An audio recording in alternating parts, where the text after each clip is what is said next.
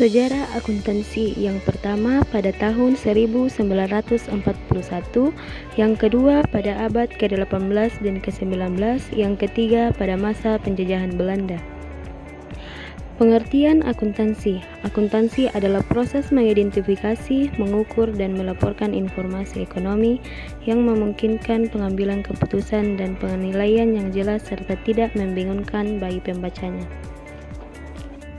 Hai, perkenalkan nama saya Ivon Sampetimbong. Di sini saya akan membawakan materi sejarah akuntansi dan pengertian akuntansi. Yang pertama yaitu sejarah akuntansi. Luca Pacioli adalah bapak akuntansi dunia yang membawakan akuntansi pada tahun 1491. Ia menerbitkan buku yang berjudul Summa de Arithmetica Geometrica Proportioni et Proportionalia yang berisi tentang catatan berpasangan. Pada abad ke-18 dan ke-19 terjadi revolusi industri di Eropa yang membawa dampak bagi akuntansi, yaitu kebutuhan akan biaya produksi sehingga tercipta akuntansi biaya. Sebelumnya sudah ada daftar neraca dan laba rugi. Pada abad ke-19 berkembang pula konsep penyusutan setelah sebelumnya konsep penyusutan tidak termasuk dalam biaya. Jadi akuntansi tiba di Indonesia pada masa penjajahan Belanda. Indonesia mulai beralih ke sistem akuntansi Anglo-Saxon sejak tahun 1980-an. Sistem ini semakin berkembang antara lain karena Bank Dunia dan penanaman modal asing. Kedua yaitu pengertian informasi, yaitu proses mengidentifikasi, mengukur dan melaporkan informasi ekonomi yang memungkinkan pengambilan keputusan dan penilaian yang jelas serta tidak membingungkan penggunanya. Ada 3 kegiatan utama dalam akuntansi, yaitu mengidentifikasi, mengukur.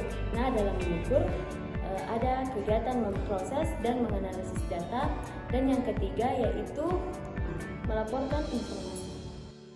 Manfaat akuntansi yang pertama memberikan informasi keuangan untuk pihak manajemen, yang kedua menjadi alat pengendali uang, yang ketiga menjadi bahan evaluasi perusahaan, yang keempat memberikan informasi atau laporan kepada pihak eksternal.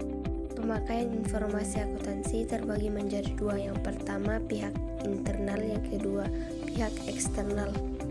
Terbagi menjadi 6. Yang pertama pemilik perusahaan, kedua kreditor, ketiga pelanggan, keempat badan pemerintah, dan kelima masyarakat. Halo, perkenalkan nama saya Virginia Putri Palungan. Di sini saya akan menjelaskan tentang manfaat akuntansi dan pemakaian informasi akuntansi. Nah, yang menonton apakah sudah tahu tentang manfaat akuntansi dan pemakaian informasi akuntansi? Coba komen di kolom komentar ya. Jadi di sini sesuai dengan definisi tadi yang telah dijelaskan tentang definisi akuntansi. Nah, di situ dijelaskan bahwa akuntansi itu melingkup tentang melaporkan, mengukur, dan mengidentifikasi suatu informasi akuntansi dalam suatu unit perusahaan. Nah, jadi kesimpulannya akuntansi itu memiliki banyak manfaat. Nah, tentu juga akuntansi memiliki banyak manfaat yang tanpa kita sadari kita rasakan di dalam kehidupan kita sehari-hari. Nah, di sini saya akan menjelaskan tentang manfaat akuntansi secara umum. Nah, manfaat akuntansi secara umum yang pertama yaitu memberikan informasi kepada pihak manajemen. Nah, memberikan informasi kepada pihak manajemen itu adalah salah satu dasar informasi yang sangat penting yang harus diberikan kepada pihak manajemen. Nah, agar pihak manajemen dapat memutuskan dan merancangkan dan bisa juga mengendalikan tentang suatu keuangan dalam suatu perusahaan. Jadi kesimpulannya, informasi yang kita berikan kepada pihak manajemen itu harus akurat sehingga pihak manajemen dapat menyimpulkan apakah suatu perusahaan mengalami peningkatan atau mengalami penurunan. Nah, di sini kita akan membuat tentang suatu laporan yang memang terperinci dan secara akurat. Jadi pihak manajemen dapat memutuskan dengan baik. Kemudian manfaat yang kedua yaitu sebagai alat pengendali uang. Nah, tentu saja dari kata sebagai alat pengendali, memang betul sebagai pengendali. Nah, ketika kita memegang uang, pasti kita harus melakukan pelaporan-pelaporan agar orang bisa mempercayai kita. Karena ketika kita memegang uang dan laporannya itu tidak jelas, maka orang akan kurang percaya kepada kita. Kalau misalnya bisa saja uangnya dipakai dalam lain hal, jadi orang akan berpikir negatif lagi tentang keuangan tersebut. Jadi saat kita melakukan pelaporan-pelaporan itu merupakan suatu pengendali keuangan agar kita juga dapat mengetahui tentang kerugian ataupun pemasukan yang didapatkan dalam suatu perusahaan. Nah, jadi sangat diperlukan tentang informasi pengendalian uang secara terperinci. Nah, dengan pengendalian uang ini kita juga dapat meningkatkan strategi dalam meningkatkan efisiensi karyawan-karyawan agar dapat berjalan dengan baik. Kemudian manfaat yang ketiga yaitu sebagai bahan evaluasi perusahaan. Nah, dari kata sebagai bahan evaluasi berarti ketika kita melakukan suatu pelaporan, misalnya kan dalam tiap bulan itu pasti ada pelaporan-pelaporan dari setiap bulan. Misalnya bulan lalu dalam suatu perusahaan itu mengalami penurunan. Nah, maka itu akan menjadi bahan evaluasi bagi kita bahwa di bulan depan kita harus meningkatkan efisiensi dengan lebih bekerja keras lagi, lebih giat lagi dalam meneliti dan melaporkan tentang akuntan sehingga keuangan dapat dikelola dengan baik.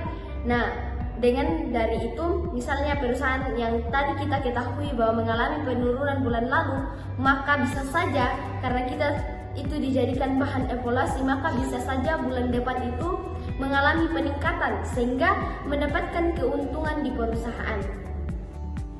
Oke, materi selanjutnya yaitu pemakaian informasi akuntansi. Nah, pemakaian informasi akuntansi itu menyediakan berbagai informasi loh. Nah, informasi yang disediakan itu tentu sesuai dengan kebutuhan masing-masing. Contohnya, pemilik saham itu harus mengetahui laba dan strategi suatu perusahaan. Sementara itu, pengelola perusahaan seperti pemilik perusahaan, direktur, kepala produksi, kepala akuntan, dan kepala keuangan, dan kepala-kepala lainnya yang mengelola informasi akuntansi itu, mereka mendapatkan informasi akuntansi dan memutuskan keputusannya sesuai dengan informasi atau laporan dari akuntansi yang akurat dan secara rinci. Nah, pihak-pihak yang memakai pemakaian informasi akuntansi ini terbagi menjadi dua. Yang pertama yaitu pihak internal dan yang kedua pihak eksternal. Nah, pihak eksternal ini terbagi lagi menjadi 5. Yang pertama yaitu pemilik perusahaan, yang kedua itu pelanggan, yang ketiga itu kreditor, yang keempat itu badan-badan pemerintah, dan yang kelima itu masyarakat. Kita langsung saja masuk ke pengertian pemakaian informasi pihak internal. Nah, pihak internal ini adalah pihak yang langsung beroperasi langsung. Jadi dia yang langsung mengelola di dalam suatu perusahaan. Jadi dia yang langsung turun tangan. Contohnya seperti kepala bagian, kepala keuangan, kepala akuntansi, kepala produksi, dan kepala-kepala lainnya yang memakai informasi akuntansi. Sedangkan pihak eksternal.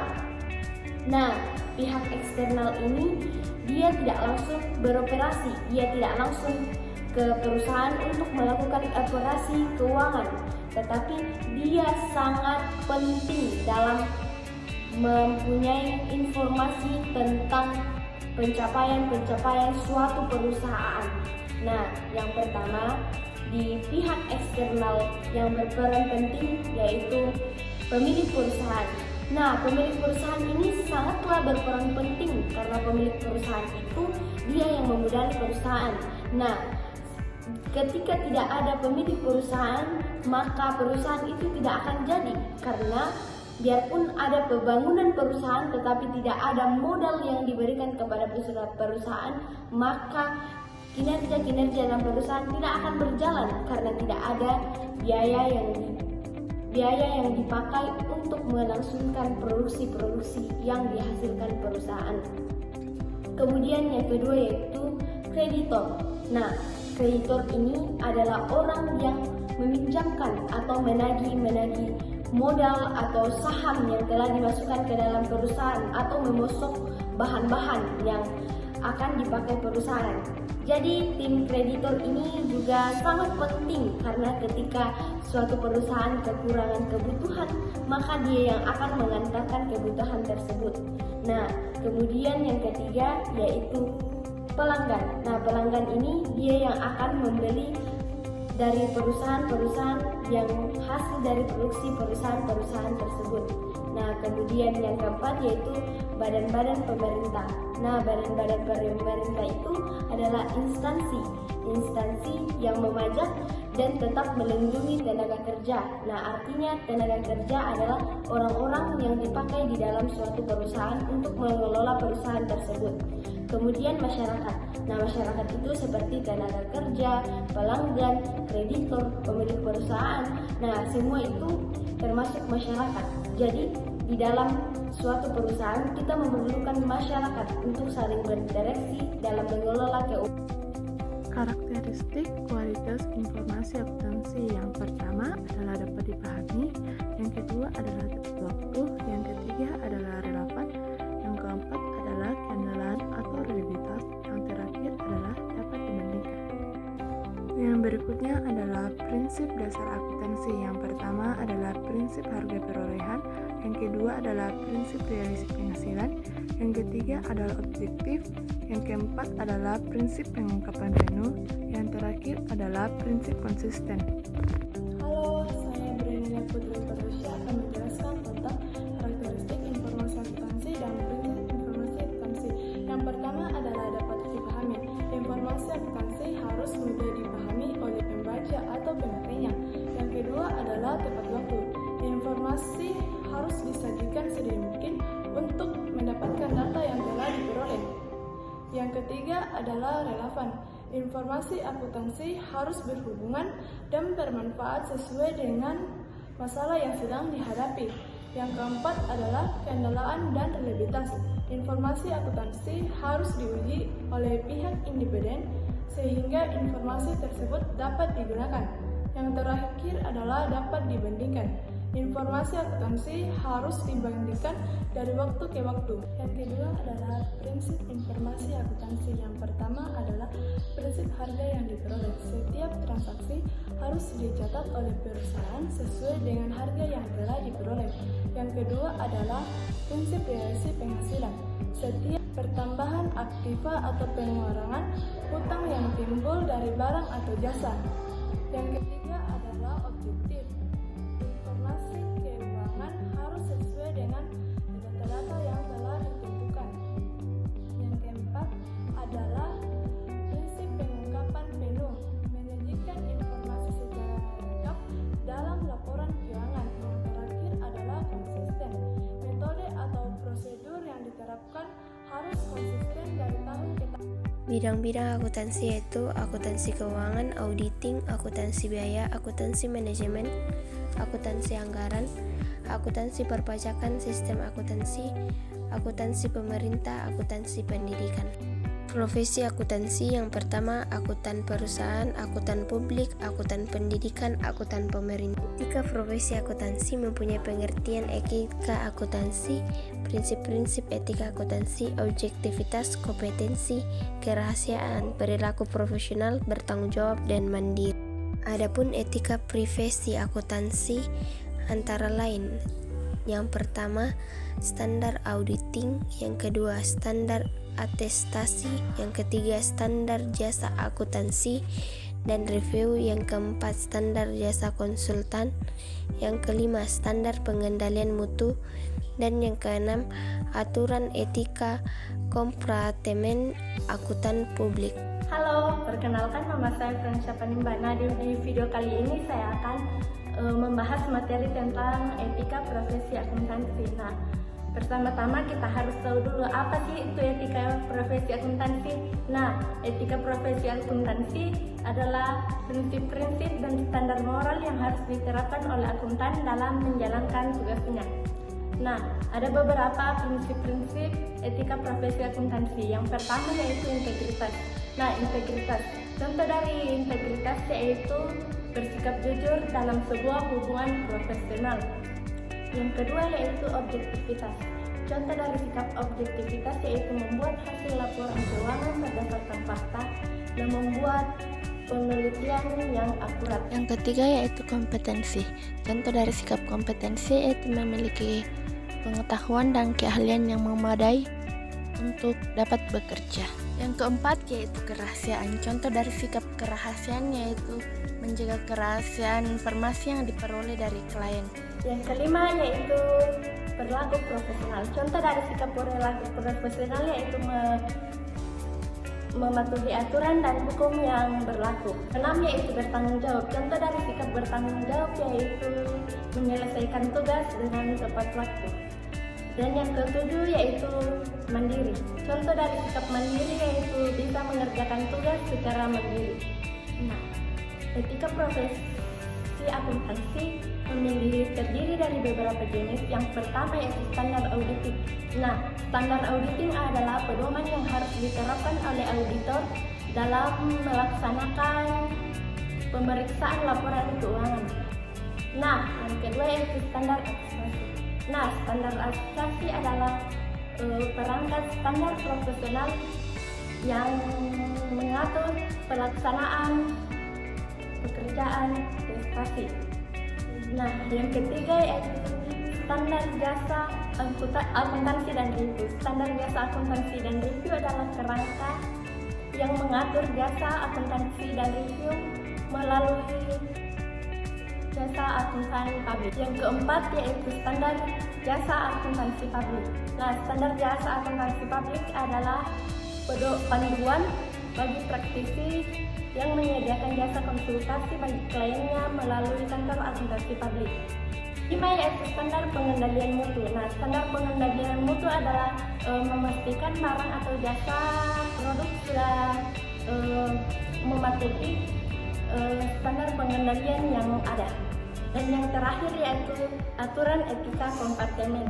Nah, aturan etika kompartemen adalah kode etik yang harus dipatuhi oleh anggota Ikatan Akuntan Indonesia.